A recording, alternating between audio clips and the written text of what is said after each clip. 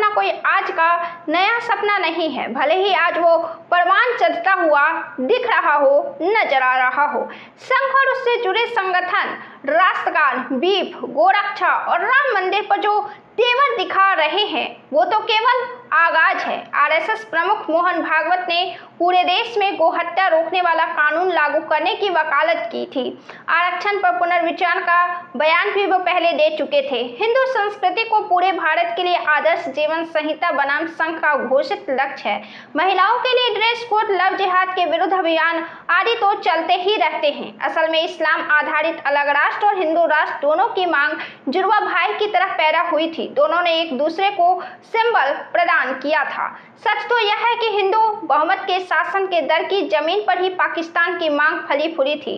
Doctor Ambedkar ने 1940 में ही धर्म आधारित राष्ट्र पाकिस्तान की मांग पर आगाह करते हुए कहा था, अगर हिंदू राष्ट्र बन जाता है तो बेशक इस देश के लिए एक भारी खतरा उत्पन्न हो जाएगा। हिंदू कुछ भी कहे, पर हिंदुत्व स्वतंत्रता, बराबरी और भाईचारे के लिए एक खतरा है।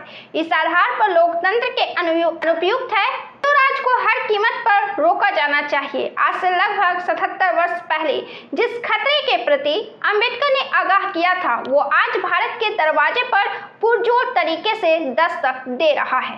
भले ही संविधान न बदला गया हो और भारत अभी भी औपचारिक तौर पर धर्मनिरपेक्ष हो, लेकिन वास्तविक जीवन में हिंदुत्ववादी शक्तियां समाज संस्कृति के साथ राजसत्ता पर भी प्रभावी नियंत्रण कर चुकी है। अंबेडकर हर हालत में भारत को हिंदू राष्ट्र बनने से रोकना चाहते थे, क्योंकि वे हिंदू जीवन संहिता को पूरी तरह स्वतंत्रता, समता, बंधुत्व का विरोधी मानते थे। उनके द्वारा हिंदू राष्ट्र के विरोध का कारण केवल हिंदुओं का मुसलमानों के प्रति नफरत तक सीमित नहीं था। सच तो यह है कि वह हिंदू राष्ट्र को मुसलमानों की तुलना में हिंदुओं के लिए ज्यादा खतरनाक मानते थे। वो हिंदू राष्ट्र को दलितों और महिलाओं के खिलाफ मानते थे। उन्होंने साफ कहा है, जाति व्यवस्था को बनाए रखने की अनिवार्य शर्त है कि महिलाओं को अंतरजातीय विवाह करने से रोका जाए। इसी स्थिति को तोड़ने के लिए उन्होंने हिंदू कोड बिल पेश किया था। उनके हिंदू राष्ट्र को भी खतरा मानने के पीछे जातीय व्यवस्था से पैदा हुई असमानता एक बड़ा कारण थी, जो स्वतंत्रता, बराबरी, भाईचारे और लोकतंत्र का निषेध करती है। उनका मानना था कि इस असमानता के रहते न तो वास्तविक स्वतंत्रता कायम हो सकती, न समता, स्वतंत्रता, समानता के बिना किसी सामाजिक भाईचारे की कल्पना ही की जा सकती है। जातिवादी असमानता हिंदुत्व का प्राण तत्व है। यही बात उन्हें इस नतीजे पर पहुंचाती थी कि हिंदुत्व और लोकतंत्र दो विरोधी छोर पर खड़े हैं।